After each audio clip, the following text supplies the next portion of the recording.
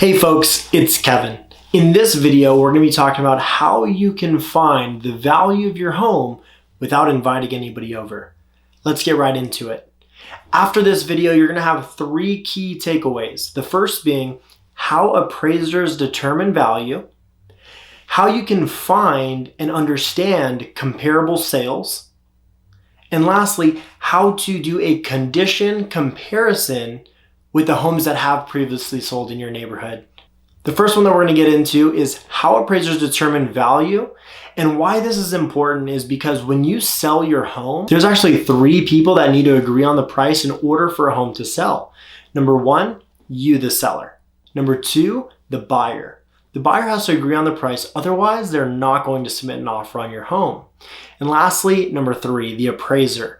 The appraiser must agree on the price, otherwise they are not going to allow the bank to lend money to the buyer. So how do appraisers determine value? They start by looking at homes that have officially sold in the past 6 months.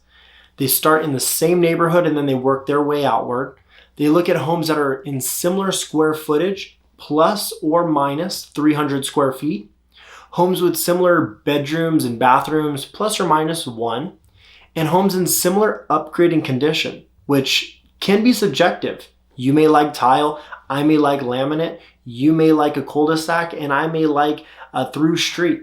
So it's up to us to determine together what that home is worth in comparison to the homes that have sold. Now that we know how appraisers determine value, let's find comparable sales. You're going to want to start by logging into any website like Zillow, Redfin, Trulia.com. And go ahead and put in your address in the search bar. After that, you're going to want to create a map around your property and type in the criteria that we talked about earlier that an appraiser would use.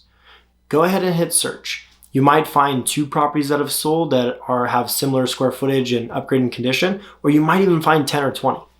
What I want you to do is I want you to identify 3 or 4 that are similar in upgrading condition to yours. Now that you've identified which comparable sales you're going to be using, let's do a condition comparison. And what I mean by that is, were those 3 or 4 homes that you're going to be using in similar upgrading condition as yours?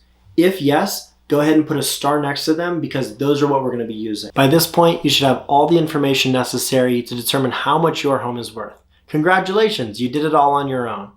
Remember, this isn't concrete and it isn't forever. Home values change all the time. One really bad home sale can affect the entire neighborhood, and one really good home sale can appreciate values for all the neighbors. So remember, if you have any questions, reach out to a local real estate agent. I just want to thank you so much for watching the entirety of this video. Please like this video. Please send it to a friend or a family member who you think can benefit from it. And if you'd be gracious enough, please subscribe to my channel and stay along the ride for my journey. Thank you so much for watching. Talk to you soon.